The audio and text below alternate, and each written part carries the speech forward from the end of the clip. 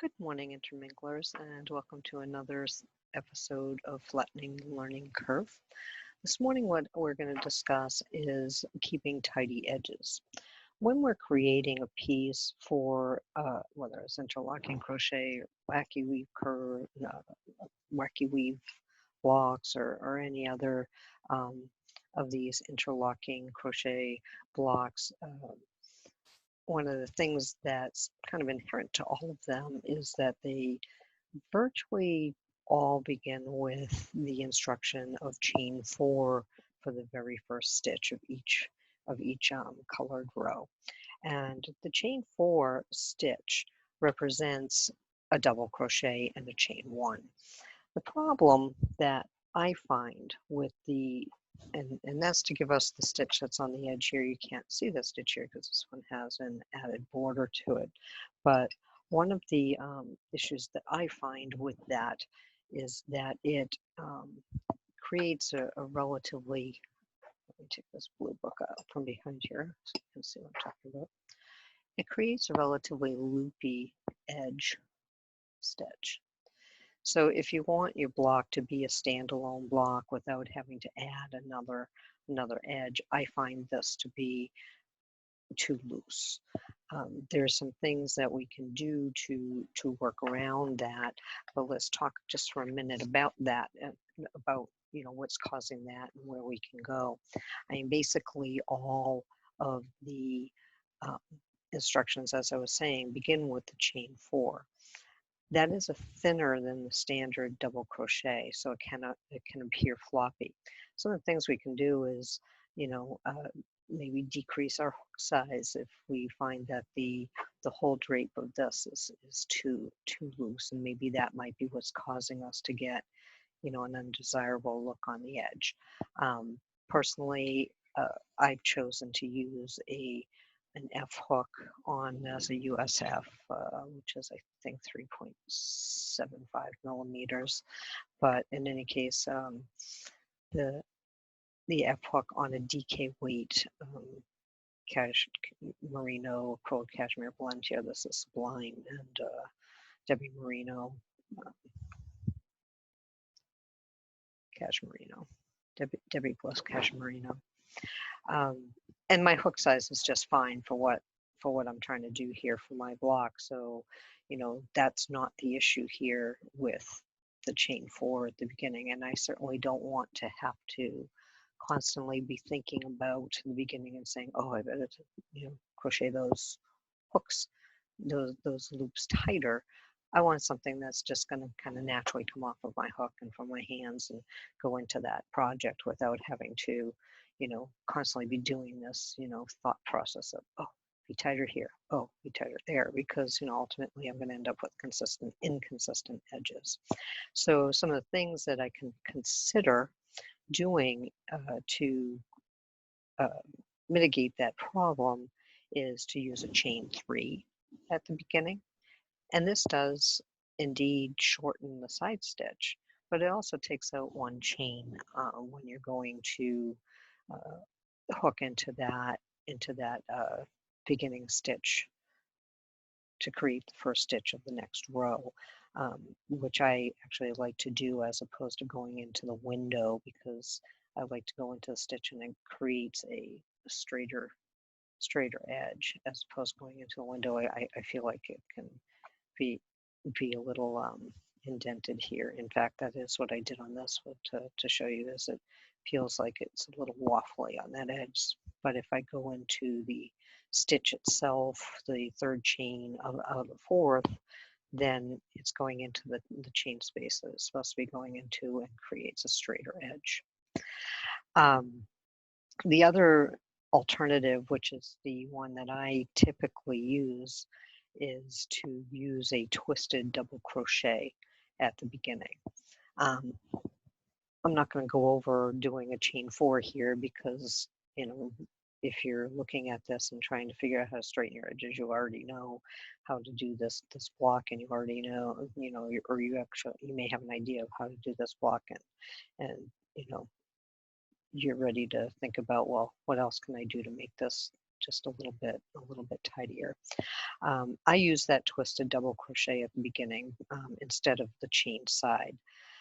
The one thing you have to do if you're thinking of doing the twisted double crochet is you have to remember that just like the rest of the pattern where you're doing double crochet chain 1, your beginning stitch also begins with twisted double crochet chain 1 because you won't, you'll have the double crochet, but you have to add that chain 1 that represents the 4th chain of your chain 4 at the beginning. I hope that wasn't all running in a circle, but when you do that, what you end up having is you'll end up having a nice chain to go into at the beginning of the round. Let me grab a little stitch here. One. You'll have something you'll have a chain to go into, not the chain 1, but you'll have the top of that twisted double crochet chain to go into when you start your next stitch. So I'm going to show you what that looks like.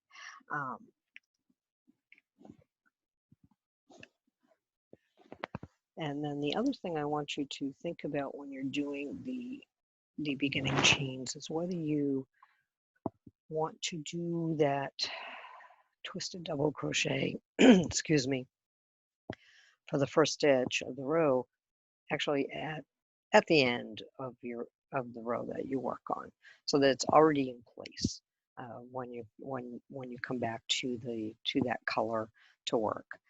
Your first stitch would already be in place.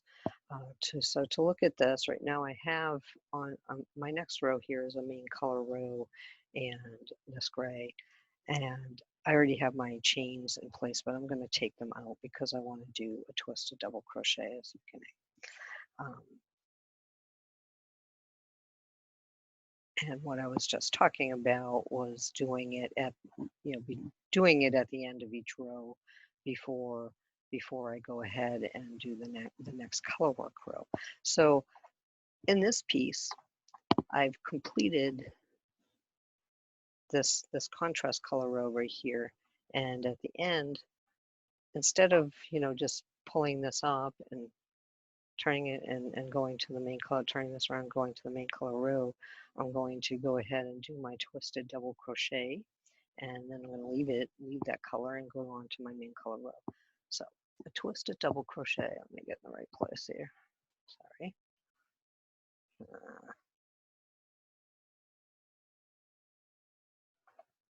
Goes like this. Put your finger on the loop. Draw it up a little bit, just a little bit, kind of the height of the double crochets of any of the other rows. Bring your hook up, bring it over the loop and back around it so that you have a loop on your, the two strands on your hook. See that?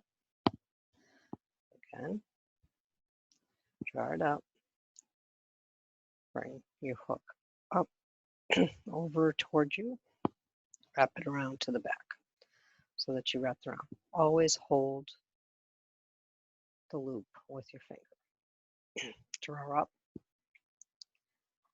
a loop, around, go into the stitch,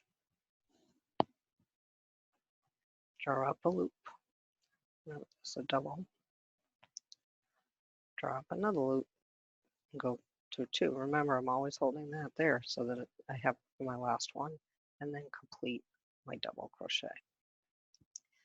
This loop that you've created right here ends up being the top chain stitch of the double crochet. You can place a removable stitch marker in that so that it marks that chain for you when you come back to go into, so you can readily see it, or you can just fish for it. And then remember, chain 1. Now I'm going to draw that up and I'm going to drop it down. I'm just going to leave it. Now my twisted double crochet chain 1 is in place when I come back to this color. And I turn my work and my instructions for this particular square say to drop turn work and contrast color to the back. By completing this now, before, at the end of this row, I now have a nice little piece that I can actually kind of grip onto and put to the back and start the next row. I did not do that twisted double crochet on the work on the main color in the prior row, so I'm going to go ahead and do it at the beginning of this row. So either way, you can do that. So I actually have a chain in there. Let's take that up. So again, we're going to use a twisted double crochet instead of the chain 4. So we're going to hold that loop with our finger. We're going to come up toward ourselves, or back around and under that extended chain so that we have 2. We're going to draw, oops, no we are not. We're going to go into the stitch that we're working from here, if I can say it. Go into the base of where the chain is. Always holding that loop. Draw it up. So now we have our 3, just like we would with the double crochet. And pull it through the 2, under the 2, and then back to that loop. If this is a little too loopy, don't draw it up so much. But there's that chain that I was just talking, the top chain of the double crochet stitch, and then you have to chain 1 and begin across. This is going to create a tighter beginning and a neater beginning. So you just would then go on and work across the row until you get to the end. And again, at the end, you can choose to do your your twisted double crochet chain 1, or your chain 3, or your chain 4. Drop that yarn, and then work your next row in your other color. I find that neatens up the edge significantly. Let me see if I did one on this. Okay. Let me set that down, and I'm going to pause and get to the other end, and we'll go through that one more time. Okay, so I've come to the end of one of a main color row here, and the instructions are instructing me to double crochet into the last window. Typically that would mean go ahead and just poke your hook through the window, pull up your double crochet, and complete that. And what I find when I do that, and I would not chain 1 there, I would either do my twisted double crochet chain 1, or I do my chain 3 and my chain 4 for the beginning of the next row, or I just leave it and do that when I come back to the row again. What I find happens there is you created this double crochet around that whole chain. And what I find there is it creates this like little ridge. So instead of doing the double crochet into the last window, this DCLW in my patterns, double crochet last window or edge stitch, or into the the last stitch, however it's phrased, what I like to do is I like to do it, if I had the 4 chains, I would do it into the third of the 4 chains right here, and I would go into the actual chain and I would do the double crochet. What that's going to do for me, if I do it that way, is it's going to give me a much flatter edge right here instead of that little bump. And that's one way to also straighten out the edge of your work and to keep a tidy edge. I'm going to pause again because now what I would, doing that, I would go ahead and I would do my chain 3, because I'm not going to do chain 4s. I never use the chain 4s, even though that is the standard instruction. I'm going to go ahead and do my twisted double crochet. So let's go through it again.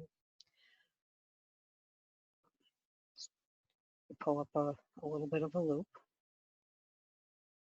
draw the hook, hold your loop, draw the hook toward you, around the extended loop, go into your stitch.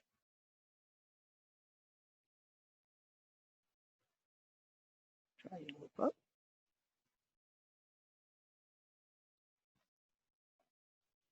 or two, and then draw through the other two.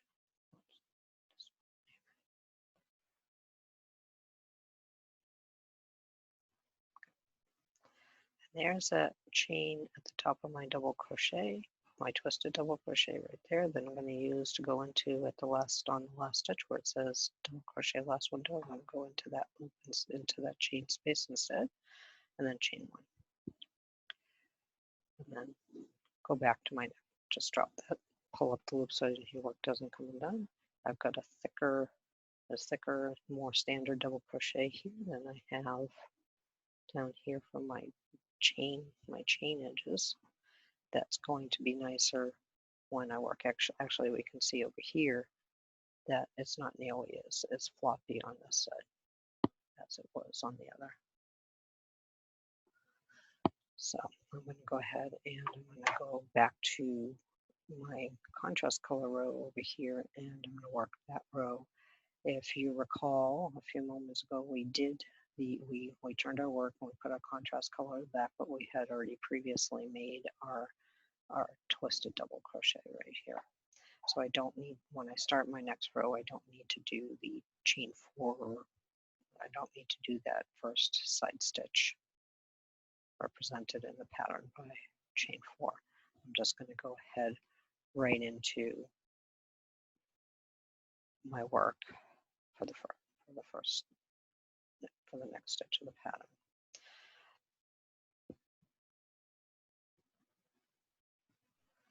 All right. So when I come back to it, this is going, when I come back to this side, I'll have my stitch here, the top of my chain space here to work with, to create the next stitch into, instead of the chain, instead of going into the window.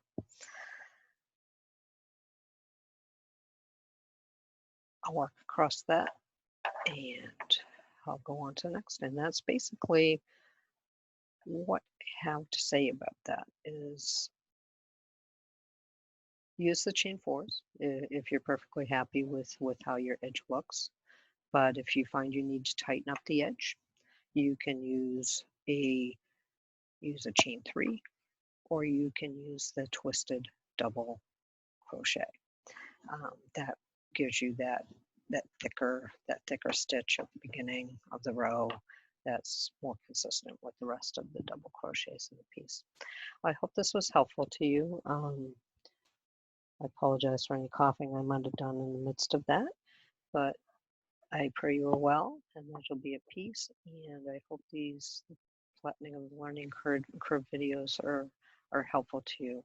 I am practicing and putting these together. That's part of my learning curve, and I am hoping to bring you a video that's complete on creating an intermingled mesh block from beginning to end as a teaching tool for those that are trying to learn the method.